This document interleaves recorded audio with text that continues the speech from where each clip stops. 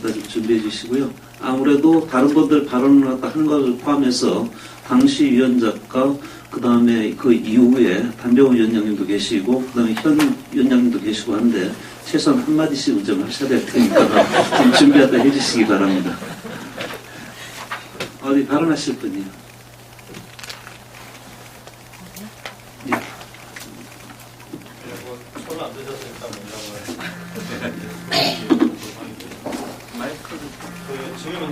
지금 민주노총이 97년 노동조정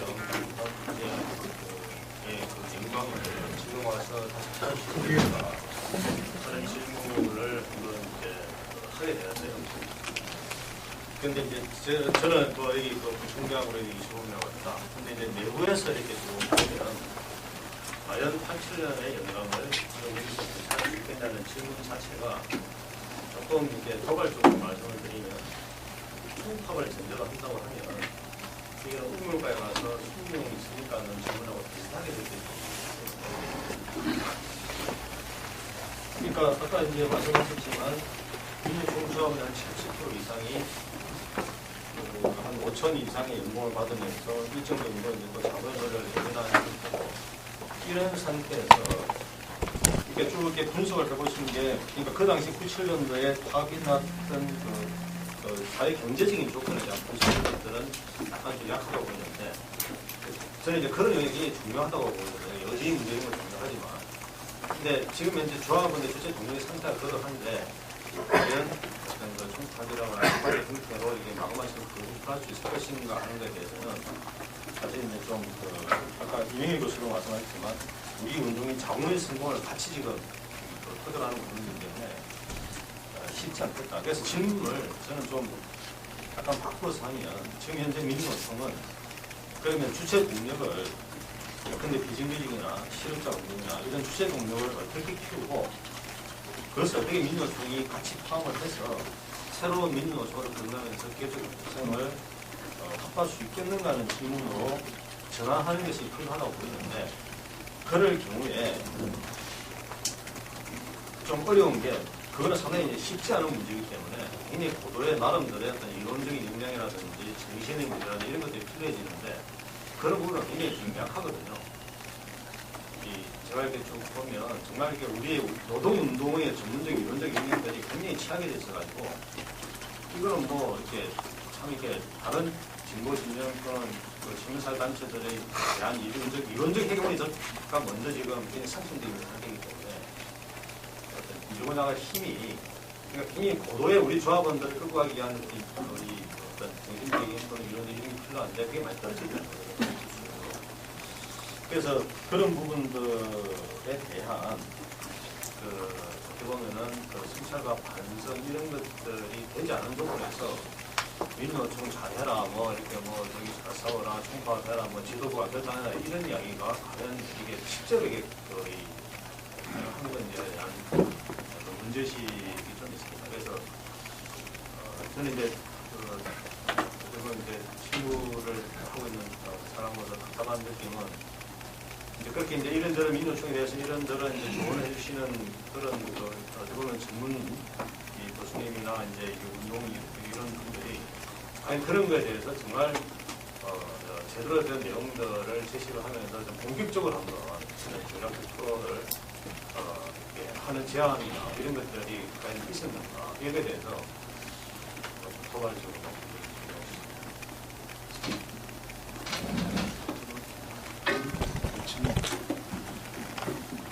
네, 또 저기 발언하실 분.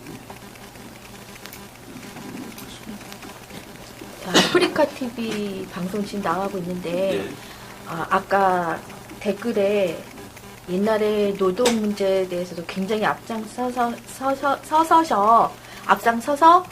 투쟁을 했었던 분이시라고도 하고 이 정치적으로 어떻게 들어가야 되는 거에 대한 이야기를 굉장히 많이 했었는데 다 그런 것들이 무마되고 본인께서도 막 앞서서 투쟁하다 보니까 정치에 눈을 떴다 이런 얘기를 하시면서 그런 댓글도 올라왔고 저도 수긍을 했었어요. 아까 조동문 선생님께서는 정치 진보 정치 한쪽으로 누구를 밀어주는 거에 대한 반대를 이야기하셨었는데 제가 노동자들 분들이 투쟁하시고 싸우시고 뭐 현대도 가고 구미도 가고 여러 군데 가봤는데 정말 민주노총의 노동자들은 굉장히 뭐 목숨까지 내놓고 많이 싸우시고 민주 열사도 많이 나신 것이 민주노총 쪽이에요. 그럼에도 불구하고 성과가 많이 안 나왔다는 거에 대한 그런 생각은 너무 아까 말씀하신 것은 투쟁에만 집중을 하고 다른 방법을 생각 안 했다라고 생각을 하시는데 제가 또 며칠 전에 그 민주통합당의 그 당 경선을 가서 봤는데요. 정말 한국노총이 거기로 들어갈지도 몰랐지만 그 대의원을 2,000명이나 한국노총에 줬더라고요. 그럼 대의원 한 표가 엄청 중요한데 2,000명이나 줬어요. 그럼 엄청 노동 쪽으로 한국노총으로 힘을 실어준 거잖아요, 정치가. 그런 면에 있어서 우리가 민주노총이 제가 계속 따라다니고 방송을 해본 결과 정말 힘들게 싸우고 맨날 추위에 떨어야 되고 텐트 같은 것도 못 쳐야 되는 상황인데도 노동의 문제가 해결이 안 되는 그 문제는 그 정치적으로도 너무 몰랐었던 것 같고요. 지금에 와서는 그 정치적으로 어떻게 압박이 들어가야 되냐, 뭐 연대도 얘기 나왔지만 지금 어쩔 수 없이 연대를 하고 정권 교체가 굉장히 필요하기 때문에 그 문제도 문제지만 노동법 개정을 하기 위해서는 그 노동의 문제에 관한 이야기를 국회의원 누군가 해주셔야 되는 거잖아요. 국회의원들을 압박하는 수밖에 없는데 민주통합당에서는 벌써 한국노총이 들어가서 외환은행 투기자본 문제도 지금 얘기하고 있고 그거에 대한 지지를 하는 또 국회의원들도 생기고 그럽니다. 근데 민주노총에서 노동법의 개정에 대해서 얘기를 해봤자 콧방귀도 안 끼는 국회의원들 많잖아요. 그 기껏해봐야 민주노동당에 뭐 홍영길 의원님, 뭐 이렇게 권영길 의원님 이런 분들만 맨날 쫓아다니는 걸 봤거든요. 노동의 문제 너무 취약한 것 같고 정치를 어떻게 압박할 것인가에 대한 그런 논의가 좀 있으셨으면 좋겠고 아까 이명일 님께서 자본의 흐름을 알고 노동의 대처를 연구해야 된다는 말씀과 허영구 선생님께서 한마디로 말해서 자본과의 전쟁은 돈과의 전쟁이고 자본들이 어떻게 밖에 토론하는 과정에서도 그렇고 노동운동의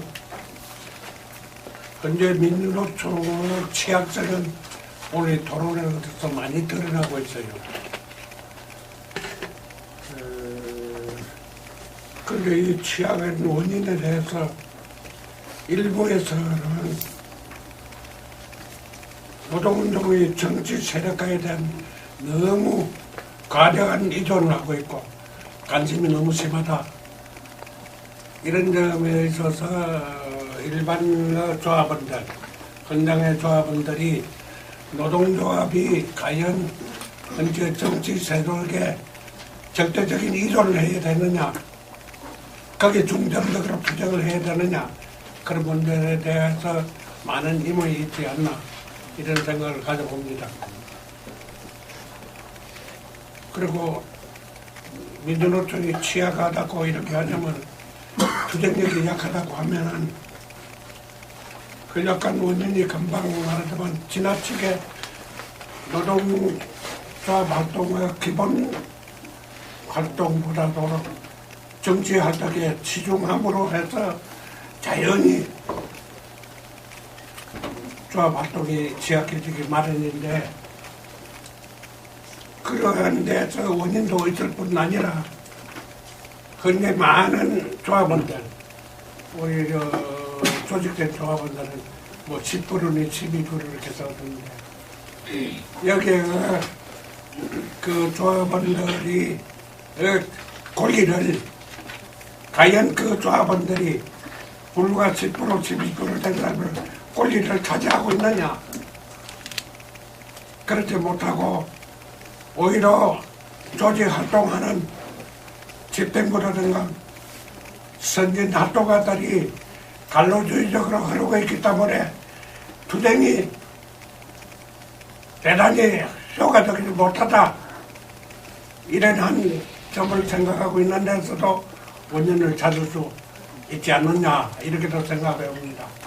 그럼 저 개인 이건으로서 말씀드렸습니다.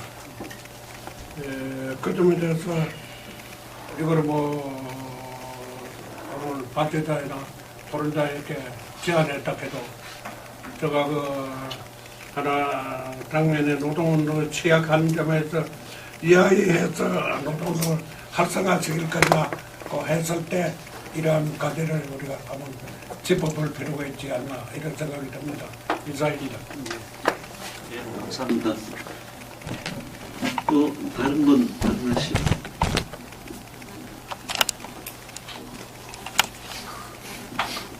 어디 관련입니까? 어디 가버렸냐? 설문이 나가버렸어. 한번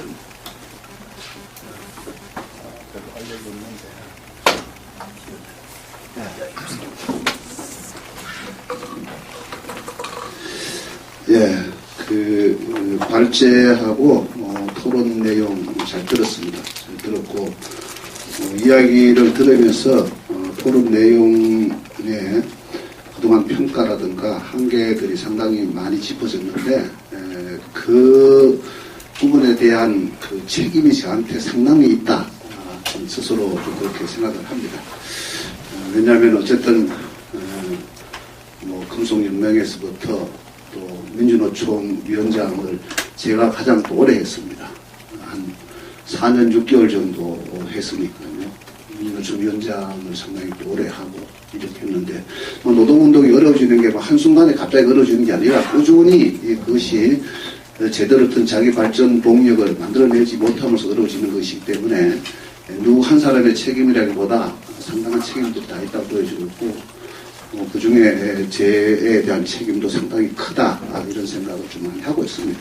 오늘 이 자리에서뿐만 아니라 요즘 노동운동의 위기다 이런 얘기를 하면서부터도 제 스스로가 그런 책임감을 많이 느끼고 있다는 좀 말씀 좀 드리고요. 저는 오늘 나온 이야기 중에 어떤 대안에 대해서 아니면 그동안 평가에 대해서 그 하나하나 의견이 다르다든가 의견이 이런 얘기는 별로 할 건 없을 것 같고요.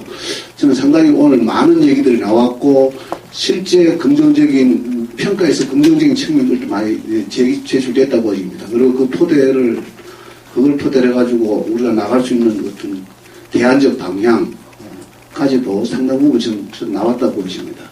근데 문제는 이게 이제 이례적 또 토론회로 끝나면서 모든 것이 이제 오늘 이 자리에서 얘기되고 오늘이 지나게 되면은 과거로 돌아가 버리는 이런 문제가 되지 않을까 하는 가장 큰 우려를 저는 그 우려를 가지고 있습니다. 그래서 저는 오늘 여기 김영근 위원장도 계시고 또 노동운동에 대해서 많은 고민을 하고 계신 분들이 있기 때문에 그 부분을 좀 깊이 좀 같이 생각했으면 좋겠다는 생각이고요. 사실 제가 생각하기로는 그러니까 98, 9년 7, 8년, 6, 7년 노동법 개정 투쟁 이후에 IMF가 오고 이러면서 사실 2000년대로 접어들면서는 그 정치 환경, 경제 환경, 그 다음에 노동 환경이 획기적으로 다 달라졌다고 저는 보고 있습니다. 완전히 달라졌다. 민주노총이 만들어질 때, 민주노총이 만들어지고 9, 6, 7년 총파업을 했던 그 시점하고는 완전 달라진 환경이다. 저는 이렇게 보십니다. 어쨌든 정치도 보게 되면은 국민의 정부니 참여정부를 하면서 또 이런 정부가 들었으면서 상당히 이제 또 지금은 이명박 정부지만은 그런 달라진 정치 환경이 있었던 거고 지금도 이제 그 연장선에서 정권을 다시 이제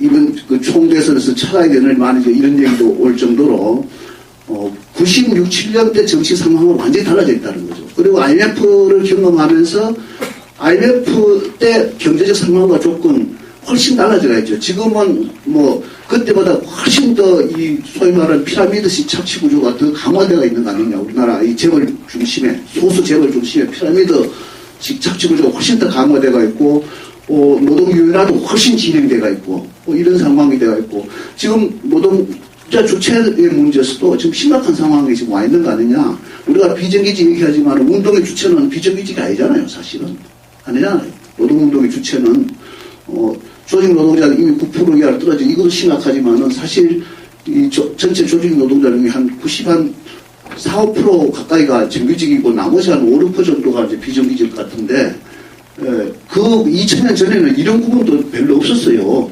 노동운동의 주체의 문제에 있어가도. 완전히 달라진, 완전히 180도 달라진 이 환경에 대해 가지고 노동운동이 과연 어떻게 나가야 될 것인가 하는 자기 전략을 가져야 된다라고 하는 저는 핵심이라고 보십니다. 자기 전략을 가져야 된다. 그런데 과연 이 자기 전략을 지금 가지고 있느냐 하는 게 없다라고 저는 보고 있거든요. 저는 2000년도에 제가 민주노총 위원장으로 있을 때 그걸 한번 해보려고 전략위원회를 구성을 하고 했지만 1년 동안 노력을 했지만 사실 그게 여러 가지 이유로 인해가지고 대의원대에서 토론조차 못되고 폐기되는 반발로 인해가 폐기됐다는 거죠. 그리고 그 이후에 이제 이수호 위원장이 들어서가지고 역시 저와 똑같은 문제의식을 가지고 그걸 시도를 하려고 했지만은 시작도 제대로 못하고 이제 임기가 또 중간에 그만두면서 또 좀 무산돼 버렸고. 그 다음에 이석형 위원장이 들어와가지고도 맨 그 고민을 또 했다고 저는 알고 있습니다. 이 상태로 안 되니까 뭔가 좀 새로운 또 전략을 해보셔가지고 하려고 했는데 그것도 또 중간에서 이제 그만두면서 흐지부지 돼버리고 그 이후에 지금까지 오면서는 이런 전략적 민주노총이 어떻게 할 것인가 하는 전략적 자격을 좀 가지고 있지 못하다라고 보여지고 있고요. 그러니까 한마디로 하게 되면 그 이제 조직들이나 모든 부분들이 개 다리 흔들듯이 자기 마음대로 10개면 10개, 20개, 20개 자기 마음대로 지금 움직이고 있는 거 아니냐. 과연 민주노총의 통일성이라든가 이런 것들이 확보되어 있느냐 안 되어 있는 이유가 저는 그 부분에서 상당히 중요한 역할을 하고 있다 이렇게 좀 보여지고 있고요. 그래서 지금 오늘 이 토론회에서 나온 얘기들이 저는 이 출발이 돼가지고 정말 노동운동의 어떤 우리의 전망, 전략 그걸 어떻게 가져갈 것인가 하는 문제가 구체적으로 고민되고 논의될 수 있는 이런 계기가 됐으면 좋겠다. 그래야만이 오늘 이 토론을 했던 의미가 있고 이 토론의 성과가 이후에 운동에 어찌 반영될 수 있는 기회가 되지 않겠느냐 저는 좀 그렇게 보여집니다. 좀 그렇게 좀 꼭 해줬으면 좋겠다는 생각이 들고요. 오늘 나왔던 이야기 중에 저는 정치 세력과 문제를 아까 박성훈 그 대표님이 상당히 신랄하게 하고 하는데 저는 좀 지금은 좀 신중해야 될 필요가 있을 것 같다라는 생각이 듭니다. 뭐냐면은 이게 아무리 좋은 옷이라도 몸에 맞지 않으면 이는 찢어지거든요. 옷이 찢어지거든요. 지금 과연 지금 정치 문제를 박성훈 대표님이 얘기하셨던 것처럼 그렇게 갈 수 있는 우리 조건과 환경이 구성되어 있느냐. 설령 그것이 가장 올바르고 맞는 대안이라 치더라도 지금 제가 볼 때 어려울 것 같거든요. 하나의 교훈을 삼아야 될 게 뭐냐면은 그 2004년입니까 5년입니까 노사정위원회 문제를 놓고 한번 민주노총에서 대의원에서 격돌을 했죠. 사실 그 격돌을 거치면서 대외적으로 민주노총의 위상도 상당히 추락됐고 조직 내적인 이 통합력도 급격하게 해체돼가는 과정을 겪었거든요. 그 과정을 거치면서 혹여 또 이번에 어떤 정치 방침 문제 이런 문제가 정말 또 과도하게 이런 대립과 어떤 갈등 구조로 가가지고 다시 한번 그런 지난번과 같은 그런 과정을 겪는다라면 이거는 심각한 수준일 거다. 저는 좀 그렇게 좀 보여지고 있고요. 그래서 그 문제에 대해서는 저는 좀 신중하게 판단해야 될 것 같다라는 좀 생각이 듭니다. 그럴 것 같고 그 이외에 정당을 정책에 따라가 지지하는 거야 당연히 할 수 있는 문제인데 그건 그 점을 저는 조금 우리 아까 그 박성훈 대표님이 하셨던 얘기가 좀 다른 의견을 가지고 있다. 좀 우려스러운 부분이 있다. 이렇게 좀 말씀드리고 싶고요. 저는 한마디 더 좀 말씀드리면은 그 노동운동에 대한 이후에 이제 전략을 이제 고민할 때 좀 핵심적으로 참여됐을 것 같은데 주체 형성에 대한 재고민이 있어야 된다고 저는 보여집니다. 주체 형성에 대한 재고민이 없으면 노동운동 활로 저는 못 찾는다고 보여집니다. 물론 그 김대중 정부라든가 노무현 정부가 의도적으로 기종 노동자, 배부른 노동조합 이기주의 이렇게 매도해가지고 노동운동을 폄하시키면서 무력화시키려고 했던 그것도 있지만은 실제 우리가 객관적으로 보더라도 민주노총 조합원은 우리 고용시장에서 중소상위층에 있는 노동자들 구성되어 있습니다. 중소상위층에. 중간층도 지금 거의 배제되어 있어요. 더더욱이나 비정규직은 완전 배제되다. 이런 속에서 노동자 계급성을 확보한다. 그리고 이 운동 아무리 이런 운동 주체를 가지고 이 노동가 계급 전체의 어떤 투쟁을 대변하려고 하지만 그 잘 안 움직여질 거라는 거죠. 하긴 해야 되지만은. 그러려면 운동에 대한 새로운 주체 구성을 어떻게 할 것인가 하는 문제는 저는 심각하게 고민해야 된다. 만약에 이걸 놓쳐버리고 못하게 되면은 정기적 노동운동의 소수화로 고립화되면서 점점점 우리 운동이 더 어려운 조건 속으로 빠져들 수밖에 없는 거 아닌가 저는 그렇게 보여집니다. 그래서 제 요새 말씀은 이 토론회가 그냥 이걸로 끝나지 말고 노동운동의 실질적인 대안을 만드는 이런 계기로 충분히 한번 고민을 했으면 좋겠다는 것이고 그 과정 속에서 여러 가지 있지만은 주체 재구성에 대해서 정말 깊이 있게 한번 고민해야 된다. 설령 정규직 노동자가 어떤 희생을 치르더라도 난 그렇게 만들어내야 되고 그것을 설득시켜내야 되고 동기를 만들어내는 작업을 해야 된다고 저는 보여집니다.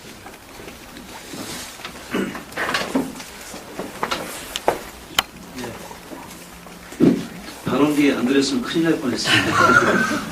네. 다음에는 어디 권영일 위원장님 아까 뭐 인사말로 인사말로 그냥 같이 할까요? 네, 그럼 현재 저희 김영원 위원장님께서 저도 인사말 했잖아요.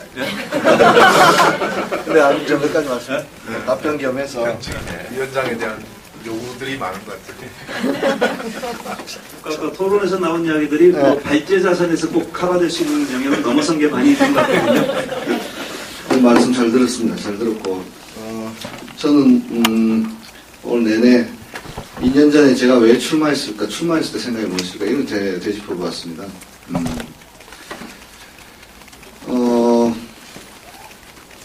그때는 민주노총 위원장이 되어야 될 것이다 이런 생각을 뭐 한 번도 해본 적이 사실 없었던 상황이었고, 하여튼 뭐 철도 파업이 완전히 극악한 탄압을 받고 뭐 옆에 있는 선후배들이 엄청난 고통을 받을 때 그들의 그 진짜 원수를 갚아야 된다 이런 또 생각 뭐 이런 거 있었지만 저는 그렇게 진단했습니다. 아까 담병훈 위원장님 뭐 말씀하셨는데 그 이후로 전략을 상실했습니다.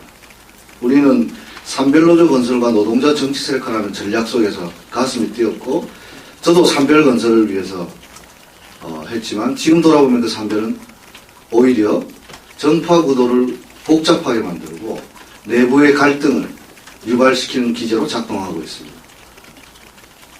정치 세력화 분당되었고 집원형 분열하고 민주노총 중집을 하면 조직 내의 갈등 해결하는데 거의 2-3시간 사전에 진 다 빼고 정치 방침 가지고 밤새고 사업계획 이야기 못하는 그런 상황 속에서 출발했습니다. 131노조 대산별 원칙 여지없이 붕괴되고 상대방을 제거하는 정가의 보도처럼 되었습니다. 민주주의 실종됩니다. 가맹조직 통하지 않으면 가맹이 안 되기 때문에 그 가맹의 반대 의견을 가지고 있거나 산별 방침을 어긋나서 뛰쳐나가거나 또는 제거당하거나 아니면 의견이 있어서 갈등이 생겨버리면 131노조 깃발 먼저 꼽은 사람 민주노총 이렇게 돼버립니다. 싸움이 안 됩니다. 전 그거 바꾸고 싶었습니다. 그 와중에 혁신하겠다고 직선제를 했는데 아니라고 했는데 2번이나 저는 무책임한 결정하고 또 결정을 또 하네. 그리고 또 출마를 하네 마네 이런 상황에서 왔습니다. 물론 아까 허영구 부위원장의 말씀처럼 제 임기 초기에도 말씀드렸지만 어느 위원장이 투쟁 속에서 구속되는 걸 영광스럽게 생각하지 않는 위원장이 누가 있으면 그냥 3년 임기 마치는 것만큼 모양 빠진 일이 어디 있겠습니까? 저도 매일매일 생각합니다. 그런 차원에서 저는 결국 전략의 근본적인 수정이 필요하다. 이미 현실에 맞지 않는 문제들이 발생되고 있는데 이것이 다른 논리로 작동되면서 계속 아무도 이야기하지 않고 이 이야기 하지 않고 왜 투쟁 잘 못하냐 무슨 총파업 이야기 전 다 사기라고 생각합니다. 그래서 저는 정치 방침에서도 이야기했습니다. 민주노총이 분열되지 않는 것이 나의 유일한 정치 방침이고 산별 대산별 원칙 관련해서 투쟁이 복무하는 것이 대산별 원칙이지 무슨 131노조는 대산별? 무슨 개근 같은 소리 하고 저는 이거 2년 동안 하는데 시간 많이 보냈다고 생각합니다. 물론 많이 부족했습니다. 투쟁도 제대로 못했고 희망버스가 물결치는데 민주노총 객체처럼 따라한 두 여러 가지 평가들 다 수용하고 아까도 토론에 나왔지만 직선제 관련해서 근본적으로 재검토해야 되는 거 아니냐 있지만 사실 그러려면 그 근본이 반성해야 됩니다. 한 번 정도는 잘못 판단할 수 있는데 또 판단해 또 대연돼 그것도 만장일치로 그냥 뒤도 안 들어보고 결정하면 뒤에 맡은 사람은 얻어가도 못하고 이제 폭탄 돌리기 하듯이 너 입에서 고백하라 라고 되는 어떤 이런 상황 속에서 우리 운동의 전략을 다시 한번 생각해 볼 때다 생각하고 저는 하고 싶습니다. 저는 어떤 민주노총이 파업만 있는 사람 전혀 동의하는 사람은 아닙니다. 다만 그래도 민주노총 말고는 할 수 없다. 이런 생각을 매일 가지고 있고 최선을 다해서 조직의 통합력을 높여나갈 것이고 최선을 다해서 투쟁에 복무하는 정치 방침을 만들어낼 것이고 또 지금 시간이 대단히 힘든 시간이지만 이 고비를 반드시 이겨내서 6, 7, 8 투쟁 그건 뭐 80만 전조만이 되나 안 되는 그 중요한 게 아니라 모든 조합원이 이 격동의 시기에 다시 한번 아까 말씀하신 반등할 수 있는 그 물꼬를 하나 튼다면 오늘 토론에서 많은 도움이 됐다 생각하고 오늘 이 시작으로 새로운 전략을 짜는 계기가 되기를 기대하겠습니다. 예, 플로우에서 더 이야기하실 분 이제는 없으시죠? 예, 없는 걸로 알고 이제 시간이 한 예정된 시간이 6시까지니까 한 10분 정도 남았거든요. 저도 할 이야기가 많은데 그럼에도 불구하고 이제 뭡니까 토론자나 배치하듯 한마디씩 또 말씀을 드리는 기회는 드려야 될 것 같으니까 저 가급적 좀 짧게 말씀하시는 걸로 해가지고 저희 어디 이명희 소장님부터 추가로 좀 발언. 예, 짧게 두 마디만 하겠습니다. 저는 오래전이라는 게 제 기억으로 한 10년 넘었던 것 같은데 민주노총 직선제 얘기 나오는지 지금 기억에 처음 직선제 얘기 나왔을 때 아마 허영무 위원장님이 직선제 하자라고 열심히 글도 쓰시고 교육도 하고 다니신 것 기억이 그때 저는 절대로 하면 안 된다라는 글을 2번에 걸쳐서 연재를 2번 나눠서 연재한 긴 글을 쓴 적이 있습니다. 그 생각은 지금도 변함이 없습니다. 왜냐하면 민주노총의 조직 상황이 그때도 안 좋았는데 지금은 그때보다도 더 안 좋은 상황입니다. 이 상황에서 직선제까지 들어가게 되면 현장을 도대체 어떻게 할 수 있겠는가. 직선제는 아마 금방 위원장님 말씀하신 거 보면 막 대의원들이 좀 무책임하게 그냥 해가지고 나한테 덤태기를 씌워놨다 이런 참 답답한 생각이 있는 것 같은데 이 문제는 좀 제기를 하는 게 좋을 것 같아요. 어떤 방식으로든지 재론을 해서 직선제 문제에 대해서 좀 정리를 할 필요가 있겠다. 그거 하나 제가 아까 뭐 다들 말씀하셔서 다른 제가 굳이 말씀은 안 드렸었는데 정치 얘기인데 제가 저는 이렇게 최근에 이야기를 했었습니다. 그리고 제 이야기를 인터넷을 통해서 제 얘기가 또 이렇게 좀 알려지기도 하고 그런 점이 있습니다만 저는 민주노총 정치 방침의 요번의 경우에 있어서는 안 하는 게 좋겠다. 정치 방침. 그거는 이제 지금 막 이렇게 안에 갈등이 있죠. 근데 예를 들면 한쪽에서는 참여당까지 포함해서 통합한 지금 저거를 진보정당으로 볼 수 없다.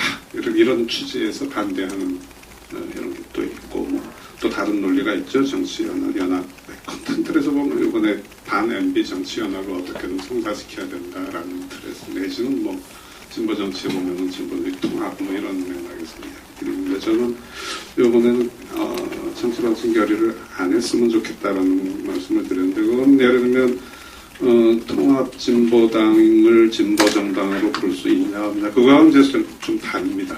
그런 문제하고는 상관없이 지금 이제는 노동조합과 정당 간의 관계를 재정립해야 된다. 이제 저는 그렇게 생각합니다. 이러지 않으면 이 문제는 민주노총을 계속 덜미를 잡고 끌고 갈 거예요. 이 문제가.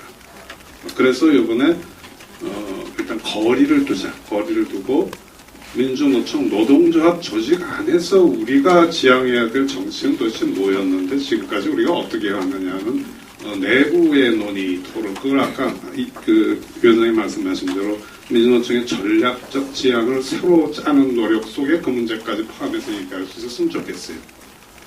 그래서 이거를 지금 시기에 정돈하지 않으면 후유증이 매우 클 가능성이 있다. 제가 그 어떤 글에서 표현할 때는 좀 강조하기 위해서 잘못하면 정치적으로 노동조합 대중운동에 파멸적인 영향을 끼칠 수도 있다고까지 제가 표현을 했었습니다.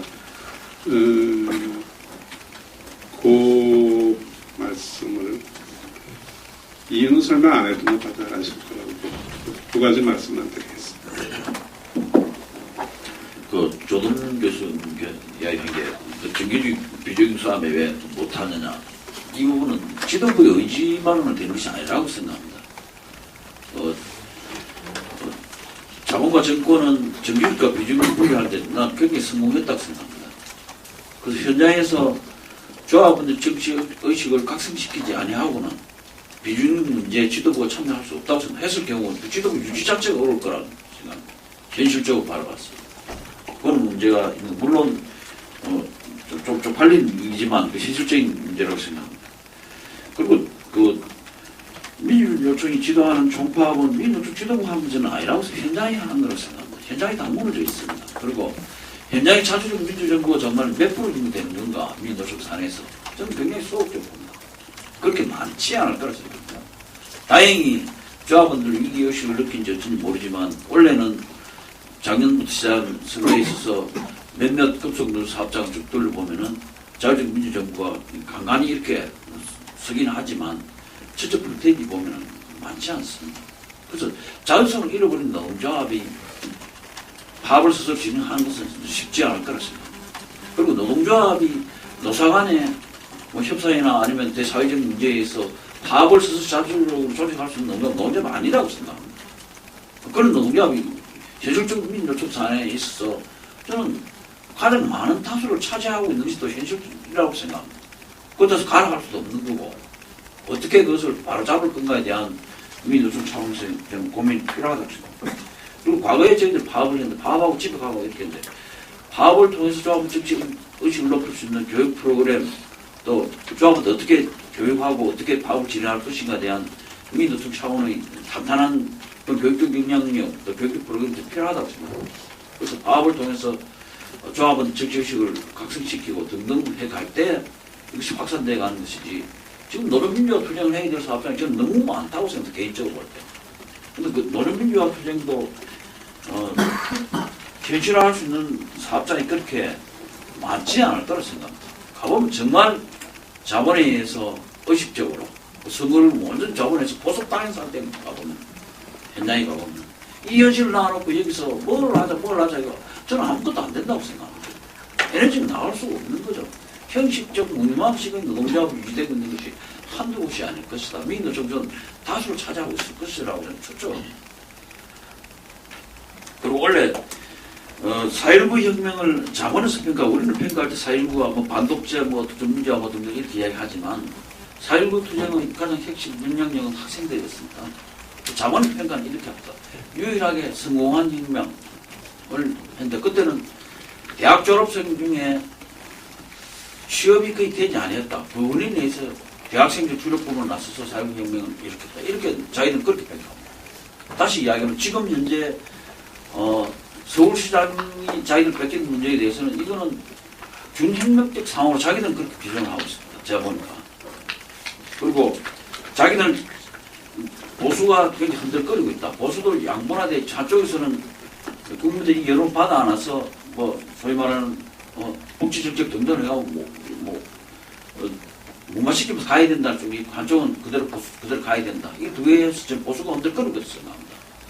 그리고 지금 청년 실업 문제라든가 등등 문제는 4.19 혁명 그 전부보다 더 심각하다고 자기는 받았습니다. 자기는 위기의식을 느끼고 있는데 우리 스스로 그렇게 전전 느끼고 있지 못하고 있어요. 저는 원래는 굉장히 격동의 하나가 될 걸로 예상합니다. 그리고 대중의 역동성에 대해서도 저희들이 무시해서는 안 된다고 생각합니다. 대중의 조합원들의 저희들보다 더 낮은 수준에 머문다. 저는 이런 생각들, 우리의 착각이 우리의 고만이라고 생각합니다. 저희들도 이 흐름을 어떻게 돌파해야 된다는 걸 알기 때문에 급속도에서 많은 사업장에서 자주적 민주정부가 이번에 전 수립됐다고 생각합니다. 그래서 원래 그리고 저는 근데 파업만이 투쟁인가? 저는 가장 위력적인 투쟁이 파업이라고 생각합니다. 그리고 더 위력적인 거는 민노총이 총파업을 벌리고 시민단체라든가 연대를 해서 큰 투쟁을 하는 저는 가장 위력적인 거라고 생각합니다. 이것이 안 됐을 경우는 그럼 뭘 해야 될 건가? 안 되는 총파업하자고 계속 감정이 있을 건가? 그럼 다른 길을 선택해야 된다고 생각합니다. 그리고 일주일에 10만 장의 유인물을 수도권에 저는 살포할 수 있는 이런 의지와 이 실천력만 있다라면은 밥 못지않는 효과를 저는 발휘할 수 있다고 생각합니다. 조선일보 조정동이 신문을 만들고 이렇게 꾸리고 하지만 자기들이 뭐 신문을 전국적으로 파악하지만 과연 그 내용 자기들 하고자 하는 내용에 대해서 읽어보는 사람 과연 몇 프로 될까요? 그 두꺼운 신문에 저는 많지 않을 거라고 생각합니다. 10만 장의 유인물 우리가 할 수 있는 이야기들 청년지역 문제 등등 뭐 하고 싶은 이거를 직접 우리가 지하철이라든가 아니면 서울시를 꾸렸을 경우 이 위력은 조정동 힘보다 더 발휘할 수 있다고 생각합니다. 우리는 항상 과일만 따먹으려 했지 과일을 키우고 하나하나 차근차근 해갈 전 동안시에 왔다고 생각합니다. 서울 지하철 여기 보면은 그 믿음 천당이고 뭐 불씨는 지옥하면 십자가 말고 다니서 그 사람 몇 명 되지 않습니까? 이걸 모르는 서울 시민은 아무도 없을 겁니다. 그 꾸준한 나자 그 소수지만 꾸준한 그런 선전을 통해서 가슴속에 파고들었다고 생각합니다. 민노총이 이걸 할 수 없는 건가 과연? 저는 부분을 할 수 있다고 생각합니다. 안대하면서. 그래서 작은 부분이 쌓여서 퇴적을 이루면서 큰 성을 쌓을 수 있는 것이지 하루아침에 뭐 그건 일될 수 없다고. 너희들도 사실은 오늘 여기 좀 이야기했지만 그 준비 과정이 이번 다른 사업장 철저하게 해온 그런 과정들이 있거든요, 저희들이. 뭐 그래서 희망을 가지고 차근차근 이렇게 풀어가면 또 못 풀 수도 없다. 또 희망을 가지고 있다 봐주고. 원래는 뭐 양대 선거가 있기 때문에 그러니까 저희들이 원하지 참 상상 못했던 그런 격동이 날 수 있다 가지고 저는 요 근래까지만 해도 노동운동을 통해서만 이 세상을 가지고 빨리 그 필요품을 갈 수 있다고 착각하고 살았는데 저희들 말고도 또 다른 세력에 의해서 또 발전해 나가는 과정이 있더라고요. 그래서 이렇게 보면 좀 느긋하게 갈 수 있지 않겠냐 생각 이상입니다. 예, 아까도 제가 정답은 노총파업을 오늘 관련된 토론회니까 그 준비 상황에 지금 10분의 1이라도 할 수 있을지는 모르겠습니다만은 그렇더라도 그거 말고 다른 길은 없다고 생각합니다. 그러니까 아까 현장이 다 장악되어 있는 상황인데 사실은 노동조합원보다는 그냥 직원이나 이런 쪽이 의식적으로나 현실적으로 그것이 이제 강하게 되어 있는데 우리가 요즘 인터넷이 3천만이 넘게 연결되고 스마트폰 2천만 대 넘고 소통이 잘 되는 것 같은데 소통이 하나도 안 되거든요. 사실 가족 간에도 안 되고 앞집하고 옆집도 안 되고 사실 노조 내에서 보면 치열한 경쟁 구조가 어떻게 살아남느냐만 있는 거지 이 직장 내에서 세상을 다 이렇게 통하고 있는 것 같지만 통하지 않는다는 거죠. 그래서 저는 가장 원시적일 수 있는데 조합원과 소통해야 된다고 생각합니다. 우리 노총파업 때 보면 진짜 집회에 참석이 몇 명이 되느냐, 조직별로 총파업 결의가 어떻게 됐느냐 이런 것들 일일이 점검하고 했지 않습니까? 요즘 회사에서 조합원이 생일이나 가족 생일까지 회사가 다 챙기지 않습니까? 케이크를 갖다 주고 장비가 전달되고 다 이게 요즘은 온갖 보험회사, 증권회사 무슨 내 생일 어떻게 잘하는지 진짜 엄청나게들 이렇게 나를 챙겨주잖아요, 자본이.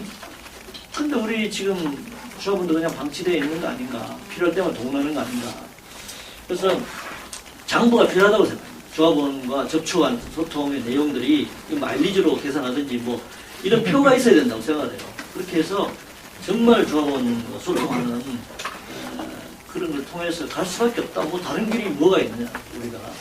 그리고 아까 이제 한병호 의원님께서 중상위청까지 얘기하셨는데, 우리가 사실 정규직과 비정규직 이 구도만을 설정하고 현재 운동을 돌파하는 게 어렵다고 생각합니다. 그러니까 정규직이 뭐 상위층인지 중상위층인지 뭐 그 부분은 뭐 사회적으로 학자들이 정리를 하겠습니다만 우리가 비정규직이나 실업자 알바해서 뭐 하청이라고 봤을 때 우리가 정규직 비정규직 이 구도는 산업자본주의 수준에서 노동과 자본 간의 계급적 관계 속에서 자본이 노동계획 내부를 분절화시키는 거지 않습니까? 분할 지배 구도를 완전히 정착시키는데 오늘날 금융주주 자본주의 상황에서 보면은 1대 99% 사실 미국같이 그런 노동과 사회운동이 완전히 바닥으로 가 있는 그런 이 자본주의 본토에서 사실 1%를 표적으로 99%가 이 투쟁, 물론 뭐 다른 세계적 운동에 영향을 받긴 했습니다만은 굉장히 상징적이라고 생각하는 거죠. 이미 그것이 극명하게 드러났다고 하는 겁니다. 이 수탈 구조. 이제 이 정세를 우리가 이 시간이 필요한데 저는 이 3년 내로 미국도 유럽도 그렇고 우리나라도 그렇고 뭐 미국 유럽이 이제 붕괴하면은 한국도 당연하게 영향을 받는데 지금 자본시장 주식시장은 30% 외국 자본인데 거래량으로 보면 60-70%가 외국 자본입니다. 그럼 이건 이제 미국 그러니까 유럽이 붕괴하면 이건 뭐 IMF 외환위기상보다 더 그런 상황이 벌어지고 그다음에 이제 가계부채 1000조 원 이거 완전히 이제 붕괴하지 않겠습니까?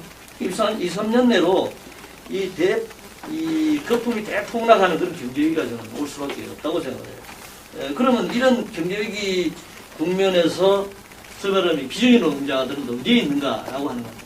그러니까 이거는 단순히 사업장 내에서 우리가 정규직 비정규직의 개념이 아니라 비정규직 불안정 노동자 그리고 실업자, 알바 이런 광범위한 금융 피해자 이런 사람들이 사실 비정규직이라고 하는 노동자 우리가 조직의 대상이거든요. 그래서 저는 민주노총이 뭐 한미협대 투쟁도 뭐 이렇게 열심히 하고 한일협 투쟁도 나름대로 열심히 뭐 이렇게 주체적이는 못했지만 그래도 열심히 하고 있는데 저는 이런 투쟁이 나와야 됩니다. 제가 예도 점령시 지금 내일 15차를 매주 하게 되는데 극명해요. 간단합니다.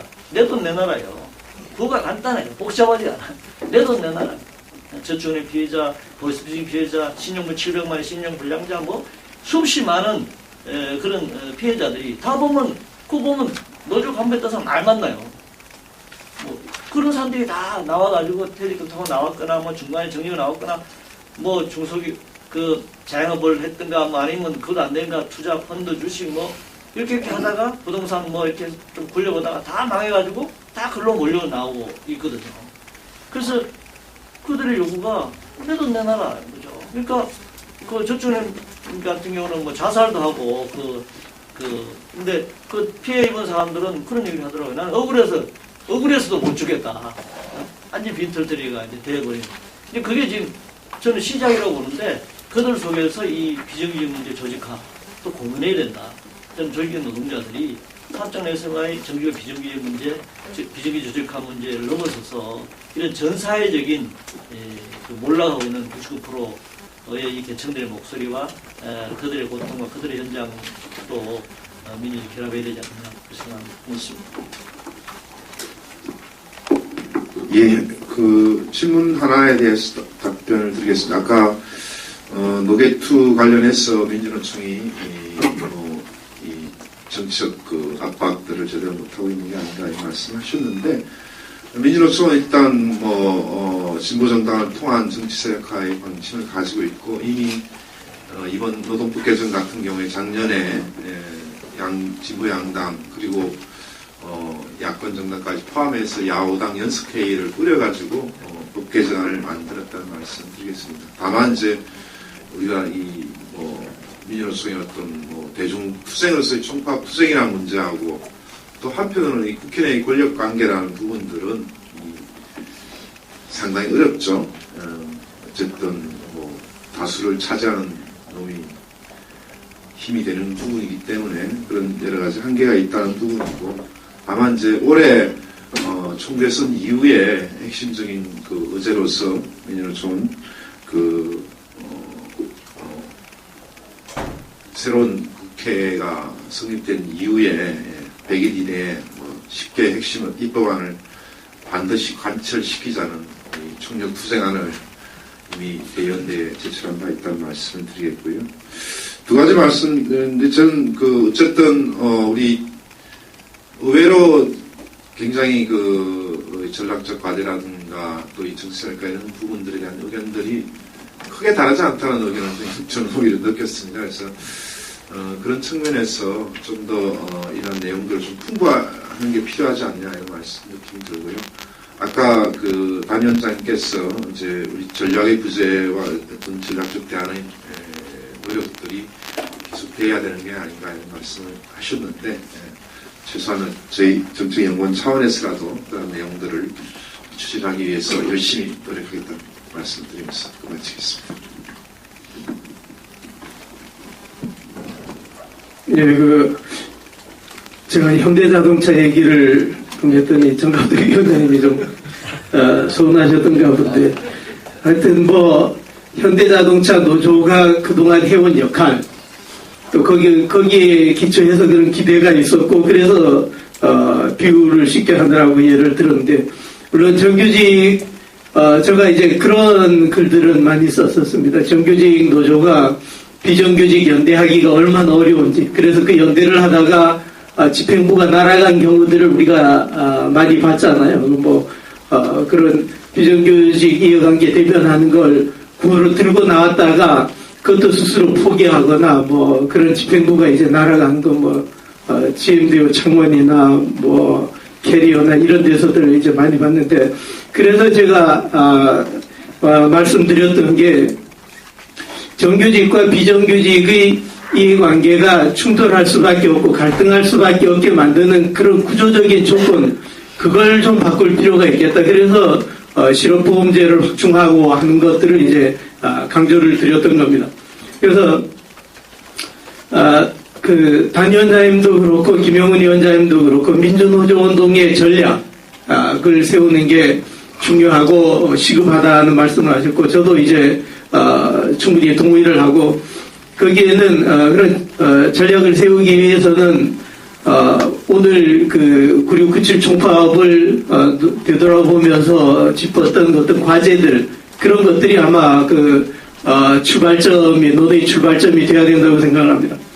그래서 전략을 세우는 데는 노조의 입장에서 노동계급의 이해관계를 실현을 하고 그러기 위한 어떤 장기적인 전망이 있어야 될 거고, 그뿐만이 아니라 그 현실적 조건도 이제 고려를 해야 될 것 같은데, 그 현실적 조건을 고려할 때는 아까 논의가 나왔지만 자본에 대한 분석이 필요하고 자본과 노동의 역학관계에 대한 분석, 이런 게 이제 필요하다고는 지적들이 나왔고, 저도 전적으로 동의를 합니다. 근데 자본의 위기냐 아니냐, 자본의 위기를 얘기를 할 때 자본의 경우는 노동의 경우와는 달리 조금 다의적이라고 생각을 합니다. 노동의 경우에는 노동시장에서의 조건과 노동계급의 계급 형성 정도가 거의 상호작용을 하면서 비슷하게 나간다고 봅니다. 근데 자본의 경우에는 좀 구분해서 볼 필요가 있겠다 싶은 건 자본 축적 측면하고 자본의 계급적인 역량, 그거는 구분해 볼 필요가 있겠다는 생각입니다. 그래서 예컨대 9798 때는 분명히 자본 축적의 위기였습니다. 근데 그러면 그게 노동의 기회였느냐 하면은 노동의 기회로 되지 못했던 게 자본의 위기 상황이 그대로 이제 노동에 대한 고용 불안으로 오고, 그리고 또 자본의 경우에 자본의 위기를, 축적의 위기가 되면은 자본의 계급 역량은 약화될 수밖에 없는데, 그때 정부가 나서서 구원투수 역할을 하는 거죠. 그게 이제 김대중 정부도 그런 역할을 했고, 근데 그 축적의 위기가 극복되고 나서 2003년, 2004년 되면은 제조 기업들의 그 부채 비율이 사상 최저치 100% 수준이 됩니다. 그리고 그걸 매년 갱신하고 현금 보유고가 사상 최고치가 됩니다. 그것도 매년 갱신을 하고, 그러면 자본 축적의 위기는 완전히 극복됐는데, 그러면 노동계급 형성의 위기도 같이 극복됐느냐 하면 그게 아닌 거죠. 여전히 이제 위기 상황이라는 거죠.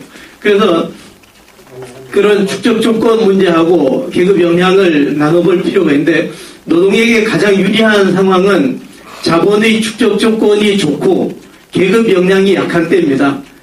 그럴 때 자본은 양보할 게 있고 노동은 상대적으로 이제 그 자본의 양보를 따낼 힘이 있고 이제 그렇게 되는 거죠.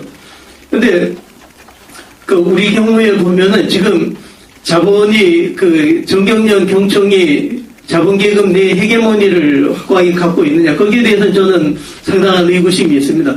어떤 때 보면은 자본계급의 이해관계를 진짜 대변하는 게 경총이나 정경련이 아니라 보수 정당들이 대변을 하고 정부가 대변하는 경우들이 이제 많이 있다는 거죠. 그래서 정부와의 싸움, 정당들과의 싸움, 거기 진보 정당들의 약진 강화가 이제 필요하다고 봅니다.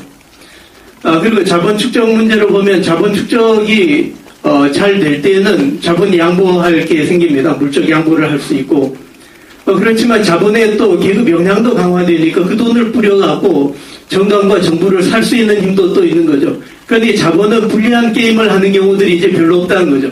그래서 노동이 주체적인 조건을 계속 분석하고 좀 더 강화시킬 수 있는 방안을 이제 찾기 위한 노력을 해야 되는데, 그러면 자본을 보면은 자본이 그러면은 위기 상황으로 갈 때는 아무것도 따낼 게 없느냐 하면 저는 노동 쪽에서 좀 다른 전략을 취해야 된다고 봅니다. 그래서 경제위기 때 민주노총에서 그때 해서 제가 다른 동료 연구자들하고 해서 냈던 게 구조조정기 개입 전략인데, 물적 양보를 받아내기 어려운 조건이다. 그러니까 그 경영 참가라든가 산업 정책이라든가 이런데 개입할 수 있는 조건을 만들어야 된다.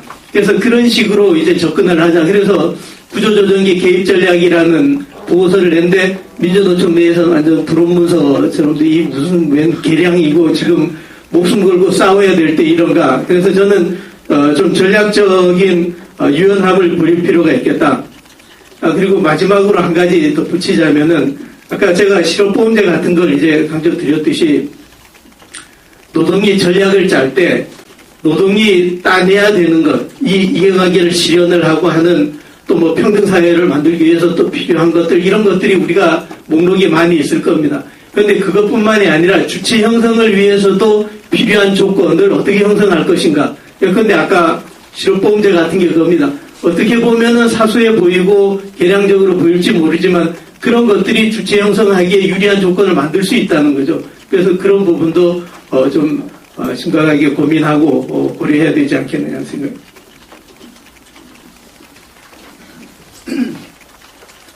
다 말씀하셔가지고 안 할 수도 없고 참. 저는 뭐 이런 고민은 있습니다. 총파업을 해야 되고 뭐 이러이러한 주문들이 있을 때 느끼는 것은 대한민국 우리나라의 노동운동에 있어서 가장 좀 어려운 문제는 그래도 한국 사회에서 먹고 살만한 노동자들이 계급 대표성을 책임져야 되는 조직 노동자가 되어 있다라고 하는 것이 한국 노동운동이 갖고 있는 숙명적인 한계라고 보는 겁니다. 민주노총이 선언하고 가투를 해라 라고 선언하는 것과 가투에 참여해야 될 노동자들이 가장 사회에 대한 분노가 계급적으로 적을 수밖에 없는 노동자라고 하는 문제는 한국 노동운동이 해결해야 될 숙제입니다.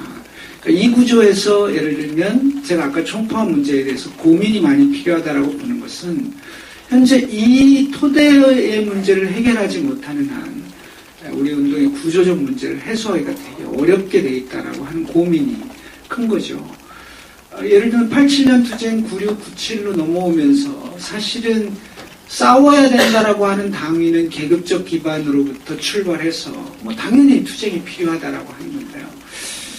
그런 측면에서 이 새로운 토대를 바꿔야 되는 문제이고 구조 전체를 바꿔야 되는 문제인데 저는 아까 뭐 예를 들면 현대자동차 비정규직 투쟁에 뭐 소극적 다소 소홀했던 정규직 노조 이 문제는 사실은 과학적인 접근이라고 생각하지 않습니다. 불가능한 문제입니다.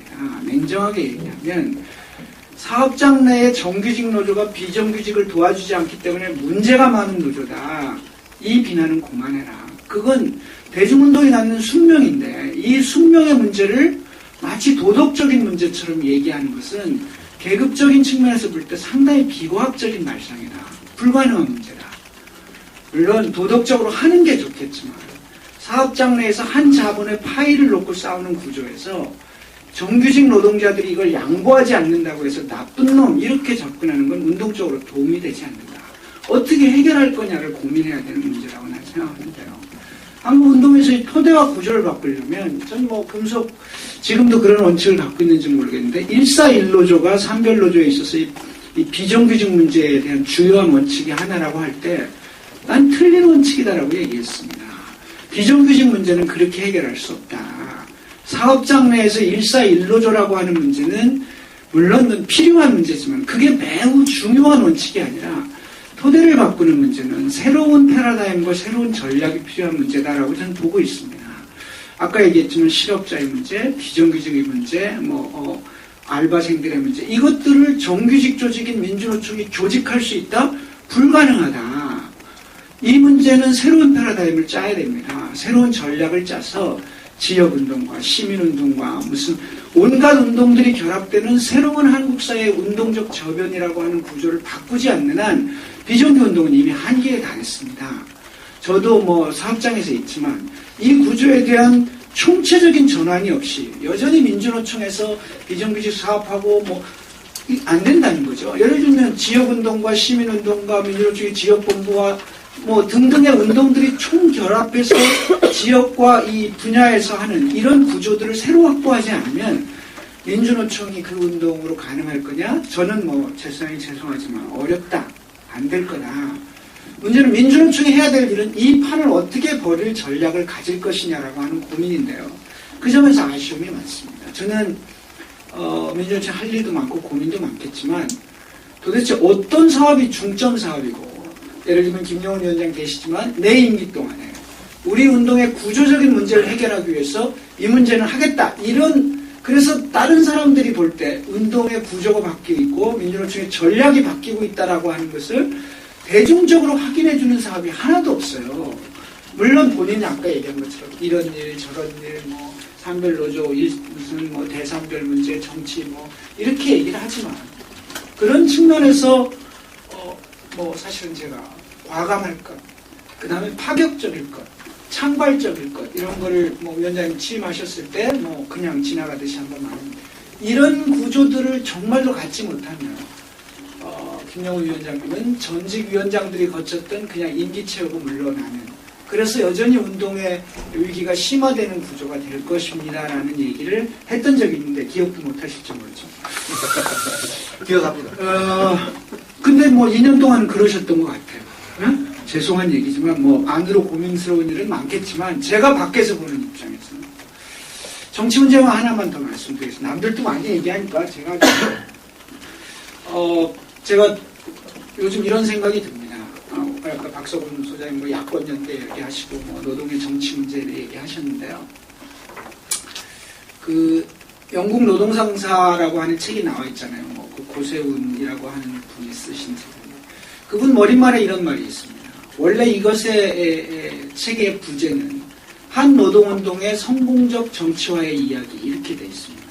그랬다가 다 써놓고 난 다음에 성공적을 뺐다고 머릿말에 씁니다. 저는 급격하게 현재 우리나라의 노동운동의 노동정치, 노동자 정치 세력화의 문제가 바로 그런 구조들에 대한 고민들을 진하게 갖고 있습니다. 예를 들면 야권연대를 얘기하는데 그리고 그것에 따른 정권교체를 얘기하고 그런 것을 통한 진보진영 또는 노동정치의 공간 확대를 얘기하는데 실제 가능하냐 또 실제 그게 됐다고 할 때 실제 그것의 결론은 무엇이냐 아까 허영구 동지가 지적하신 것처럼 저는 그런 측면에서 지금 노동의 문제나 이런 정치 문제에 관련해서 정확하게 민주노총이 중심을 잡아줬으면 좋겠고 그 점에 관해서는 이명일 선생님 말씀하신 문제에 전적으로 동의하는데 여전히 그걸 못 버리고 있다는 거예요. 계속해서 제가 보기에는 물론 쉽지 않은 문제입니다. 쉽지 않은 문제이지만 이 창당 과정이나 이 복잡한 과정 속에서 민주노총이 계속 소외되거나 아니면 되게 우습게 보였던 문제 또는 당내 민주주의나 진보정당의 이런 민주주의들이 현저하게 실종되는 문제들에 대해서 민주노총이 왜 그런 구조에 계속 얽혀갈까? 이쯤에서 한 번쯤 끊어줘야 될 필요가 있지 않는가. 작년 통합작업이 시작될 때 역시 마찬가지로 드렸던 말씀, 민주노총 정치위원장이나 등등. 정말 통합을 원한다면 노동자들은 통합 시작과 함께 통합작업이 시작될 때 양당으로부터 탈당하겠다라고 하는 결단이 필요하다. 그리고 상징적으로라도 안 되면 민주노총 중지위원들이라도 탈당하자. 그래서 합당만 하면 우린 들어가지만 정말 이게 안 될 것 같으면 노동운동은 새로운 노동정치를 고민할 수밖에 없다라고 하는 결단을 당내에 보여주자. 어렵죠. 물론 어려운 문제지만 그런 과감한 결단과 고민들 없이 통합이 되기라고 생각했다는 것은 정말 나이브하다는 거죠. 제가 원래 안 되는 거였습니다. 이게 여러분 지나서 생각해보면 원래 안 되는 겁니다. 이게 안 되는 건데 되게 하는 방법들을 찾아야 되는데 되게 하는 방법에 있어서 제가 보기엔 대단히 참 나이브하지 않았었냐 이런 생각들이 드는 거죠. 물론 노력하신 분들 뭐 다들 노력하셨지만 섭섭하게 들릴지 모르지만 좀 더 강력하고도 구체적이고 그리고 파격적인 발상으로 이 국면에 접근하지 않았으면 사실 안 왔던 것이 문제였다. 난 그렇게 생각하고요. 저는 지금도 마찬가지 아니냐. 또다시 이걸 또 미봉책으로 가거나 미온적인 구조로 처리한다면 이제는 더 이상 수습할 수 없는 지경이 될 거다. 민주노총 대의원된 정치총파업을 그동안 정치 세력화에 대한 반성과 성찰을 통해서 민주노총의 새로운 정치 방침을 대토론을 통해서 결정할 때까지 정치 방침을 유보한다. 이게 정치 방침에 대한 난 기본 입장이라고 보고요. 토론과 평가가 없잖아요. 두 번째 총선 방침도 지금처럼 나와 있는 문제로 진보정당을 규정하고 이 진보정당은 이러이러한 정당이다라고 하면 그 자체 때문에 논쟁이 될 거를 왜 안을 그렇게 성안하는지 저는 이해가 잘 안 됩니다. 민주노총은 노동자의 계급적 요구를 적극적으로 수용하고 그것에 대해서 뭐 이러이러한 입장을 갖는 정당과 후보들에 대해서 지지 지원할 수 있다 정도입니다. 그렇게 정리하면 폭넓게 어쨌든 이 판을 열 수 있는데 그거를 정당으로 규정하고 이렇게 하면 사실은 훨씬 더 논쟁을 불러일으키고 우려했던 지점들을 다 불러올 수 있는 문제를 왜 그렇게 하냐. 이렇게 함으로써 민주노총이 일정하게 현재의 당구조로부터 떨어져 나온다면 야권연대도 객관적으로 사실은 우리가 이용해 먹을 수도 있고 우리가 주요하게 전략적 판단으로 갖고 갈 수 있는 지점을 이 구조에 또 완전히 또 이 빠지는 구조로 바뀔 거라고 하는 우려가 있습니다. 그런 측면에서 민주노총이 오늘 총선 방침, 정치 방침에 대한 사려가 깊어지기를 바라겠습니다. 예, 제가 뭐 돌아오기를 잘했다는 생각이 더 심한 얘기가 있었어요. 굉장히 내 있을 때 했으면 훨씬 좋았을 텐데. 그리고요, 기본적으로 저는 이렇게 생각합니다. 담병 위원장께서 이 신중하게 접근해야 된다라고 생각하는데 제가 그렇게 생각합니다. 민주노총 정치 방침 정한데 신중해야 된다 이렇게 생각하고 있고요. 그렇게 썼어요, 제가. 사실은. 뭐라고 썼냐 하면, 대중조직이 거열행을 당해서는 안 된다는 내가 말도 했고요. 이로서 분열이 심화되는 위기에 대해서는 안 된다라고 이야기를 합니다. 그래서 저는, 이 부분에 대한 정치 방침을, 배타적 지지 등의 정치 방침을 섣불리 정하려고 하다가 그렇게 아수라장이 되는 그런 방식으로는 안 된다라는 이야기를 제가 한 겁니다. 예, 그렇고요. 그러나, 지금 닥쳐오고 있는 총선 방침에 대해서는 손 놓고 있어가지고 그것도 매우 바보스러운 그런 짓이다.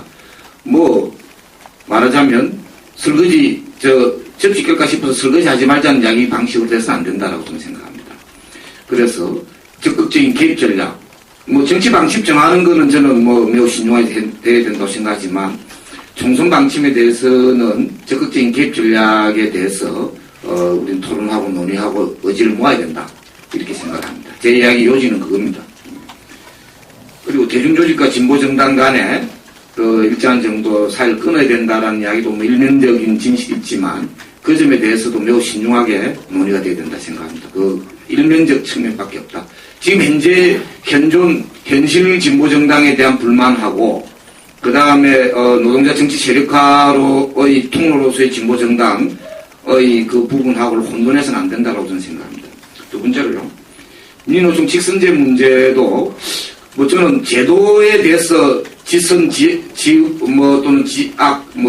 제도에 대해서 옳고 그르고 이렇게 접근한 거야말로 굉장히 바보스러운 우매한 짓이다 이렇게 생각합니다. 제도란 것은 현실 주객관적 조건에 어떻게 작용하느냐, 상호작용하느냐 이런 부분들을 종합적으로 보고 판단해야 되는 거고 변정법적 그런 역동성을 같이 놓고 판단해야 되는 문제라고 보는데요. 지금 현재 민주노총 직선제 같은 경우가 과연 지금 그걸 다시 없는 방식으로 논의가 진행되는 것이 과연 효과적인 거냐. 또 그 과정들의 또 여러 가지 혼란과 또 그거로 인한 또 아수라장이 안 될 것인가에 대한 그런 이 점검이 필요하다고 저는 봅니다. 그래서 이 문제에는 조금 더 논의가 필요하다 이렇게 보고요. 세 번째로 141노조 아니다라고 했는데 저는 다르게 생각합니다. 141노조 지켜야 된다 생각하고요. 왜 그러냐면요, 본래 그 비정규직 노동자와 이 정규직 노동자는요, 그 같은 점도 있고요, 또 다른 점도 있습니다. 처지가 같은 점도 있고 다른 점인데 같은 점이 훨씬 더 많습니다. 같은 점은 같게 가고 다른 점은 다르게 가는 게 그게 합리적이고 과학적인 겁니다. 그래서 같은 점을 취하는 그게 함께 또 따로 또 함께 하는 겁니다. 그래서 함께 하는 측면으로서 141노조로 가는 게 정확한, 그렇지 않으면 자본 쪽의 노동자 분단 정책이 그대로 놀아나는 그런 꼴이 되는 겁니다. 141노조 가야 된다 보고, 다만 서로 다른 처지에 있는 부분들은 따로 그 부분을 소수자에 대한 우대 내지 배려의 창구로 그렇게 가야 되는 겁니다. 이 부분에 대해서 자꾸 헷갈리면 여러 가지 문제들이 파생되게 된다 이렇게 생각합니다. 교각사후, 작은 문제점을 해소하기 위해서 서로 전체적으로 죽이는 방식으로 가서는 안 되는 거다 이렇게 생각합니다. 이상입니다. 네, 이제 발표자하고 이제 토론자하고 발언하실 기회는 드릴 만큼 다 드린 것 같습니다. 네, 그리고 아마 시간을 더 드리면 드릴수록 본인들이 하실 이야기들이 계속 그러고 하기 때문에 오늘 이제 토론회는 여기서 이제 마무리를 해야 될 시점으로 온 것 같은데요. 저도 이제 마지막으로 몇 마디 말씀을 드리면은, 일단 제가 기억하기로는 9697년 총파업이었다 하는 거는 그때 주객관적인 조건이나 모든 게 진짜 환상적으로 맞물렸었다, 저는 그렇게 봅니다. 그래가지고 그 당시에 제가 기자하고 이야기할 때 같은 경우에도 민주노총 실력을 그 당시에 대단히 높게 보는데 주변에서 실제 우리 실력이 200%, 300% 지금 발휘된 거다. 좀 그렇게 이야기했던 것이 지금 기억이 나는데요. 그 당시에는 진짜 어떻게 보면 이 상황이 좀 환상적으로 맞물렸다. 그러니까 일이 안 될 때 같은 경우 될 일도 안 되지만은 이때 같은 안 될 일 같은 경우 맞물려가면서 아주 잘 굴러가는 거였다. 그러니까 아시는 분 아시겠지만 그 당시 이제 지하철 파업 같은 경우에는 예정이 없던 거였는데 그 예정이 없이 또 끝나버린 거였고요. 그런데도 마치 그게 이제 언론에서는 상당히 우리가 유연한 저주가 또 구사하는 거죠. 평가할 정도로 좀 환상도 좀 굴러갔었다 이렇게 봅니다. 그런데 이제 이 당시에 9697년 총파업이 1년 동안 열심히 준비했으니까 이렇게 잘 됐다. 저는 꼭 그렇게 보기는 곤란하고, 어떻게 보면 이게 87년 이후부터 7, 8월 노동자들 투쟁이 있고 88년부터 노동법 개정 투쟁하면서 사실 88년부터 97년까지는 민주노조 진영의 가장 커다란 아젠다가 민주노조 총당의 그다음에 노동법 개정이 두 가지였다. 그리고 그런 면에서 이제 농법 개정을 할 것이는 10년 동안의 총 결산 비슷하게 이 당시 이제 9697년 총파업 투쟁이 있었고, 그러면서 그 여러 가지 상황하고 맞물리면서 상당히 환상적으로 굴러갔었다 이렇게 봅니다.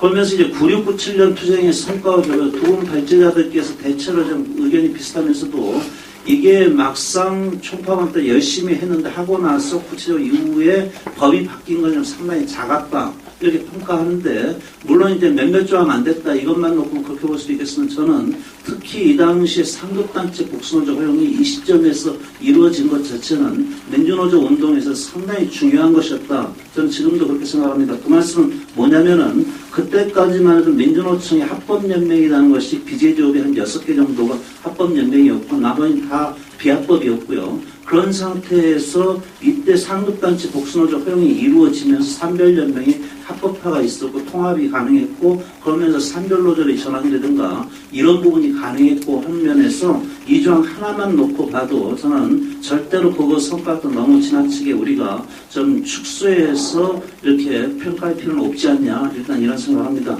그러면서 이후에 산별노조 건설이든 한 명까지 올 수 있었던 것 같은 경우는 상당시 이 당시 투쟁을 통한 일정의 성과가 있었기 때문에 좀 가능했던 것 아니냐, 좀 이렇게 보다 좀 적극적으로 평가할 필요가 있겠다 이렇게 보이고요. 그 다음에 노동법 개정과 결합해서 아까 이제 발제하시는 과정에서 노동 쪽에서 요구한 건 하나도 안 되고 자본 쪽에서 요구한 건 거의 다 됐다 이렇게 이야기를 하는데, 거꾸로 자본 쪽에서 볼 때 또 거꾸로 평가할 수도 있겠다.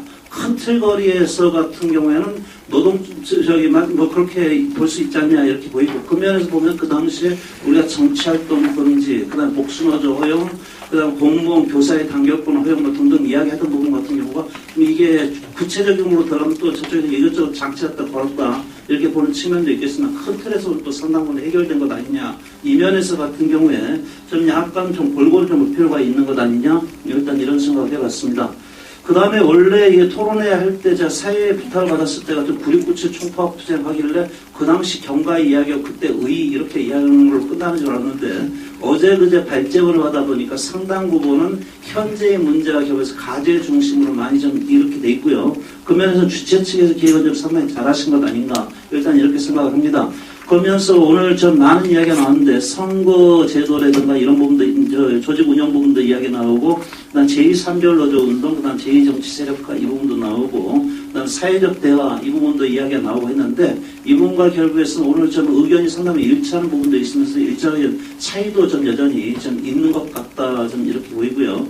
다른 면과 결부해서는 뭐 제가 굳이 좀 첨언할 필요 없겠습니다만, 아까 양경규 위원장께서 과거 한 10여 년 전 거 하면서 사회적 대학이고 참여하고 합의라도 좀 분리시켜보는 방침과 해가지고 말씀하셨는데, 저는 참여하고 합의하다 분리시키는 것 자체로는 동의하는데, 거기서 또 합의는 또 절대로 안 된다 하는 것 자체도 그건 좀 안 맞는 것 아니냐 이렇게 봅니다. 어떻게 보면 대화나 협상이든가 하던 거 보면은 거기에 가서 협상하다 한다고 또 합의를 볼 수도 있고 안 볼 수도 있고 뭐 그런 거지, 여기는 절대로 합의는 안 되는 거다 이렇게 미리 단정 지을 필요는 없겠다, 좀 일단 이런 생각을 해봤다 하는 말씀 드리겠습니다. 그리고 발제문에서는 이 사회적 대화라든가 이런 것보다 제도 개선 투쟁 영역만 이렇게 한정해서 말씀하고 계신데, 제가 볼 때는 총연합단체 차원에서 어떤 형태로든지 교섭이라든가 협의라든가 어떠한 의제를 가지고도 어떻게 보면 대정부나 대자본 쪽하고 어떤 형태로든 틀거리가 필요할 수밖에 없는 것 아니냐. 그 면에서 사업장 차원에서 단체 자체를 따로 부정을 할 필요가 없는 것과 마찬가지로 이 같은 교섭이나 협의틀이다 하는 부분 같은 경우에는 보다 좀 적극적인 검토하는 게 필요하지 않겠냐, 이런 생각을 해봤다 하는 말씀을 드리겠습니다. 그 다음 마지막으로 두 분 이제 전 위원장님과 현 위원장님께서 말씀하신 게 대체로 뭐 오늘 이것도 계기로 해서 노동운동의 발전 대안이라든가 또 전략에 대해서 보다 좀 구체적으로 논의하는 그런 계기가 됐으면 좋겠다, 이런 말씀을 하셨는데, 그 부분에 대해서는 아마 제가 여쭤보진 않았습니다만 이 앞에 있는 분들 같은 대부분 다 거기에 대해서 부정하시는 분은 별로 없을 것 같은데, 그걸 할 거냐 말 거냐 하는 것을 조직에서 결정을 해가지고 조직에서 부담하기 힘든 부분은 바깥으로 던져주시든가 할 문제지, 저희가 뭐 하겠다 어쩌겠다 이렇게 할 문제는 아니지 않을까, 저는 이런 생각을 해봅니다. 대체로 뭐 이런 정도로 하면서 제가 토론회 볼 때, 전까지는 사회를 볼 때 1분 늦은 게 유일했는데요. 대부분 다 시간을 다 지켜놨는데 오늘 한 35분 늦었습니다. 이상으로 오늘 이제 어떻게 보면 금년이 이제 9697년 총파업 15주년이기도 하고 총선 대선도 있고 또 87년 노동자 대투쟁 이것도 25주년 이렇게 되기도 하는데요. 오늘 여기서 이렇게 가제 비슷하게 이야기했던 부분들 같은 경우가 경우에 따라서 좀 빠르면 이번 금년에 87년 노동자 대투쟁을 25주년 기념하는 그 자리에서 어느 정도 상담은 좀 정리될 수 있으면 좋지 않을까, 이런 생각을 하면서 오늘 토론회를 이상으로 마치도록 하겠습니다. 네, 수고하셨습니다.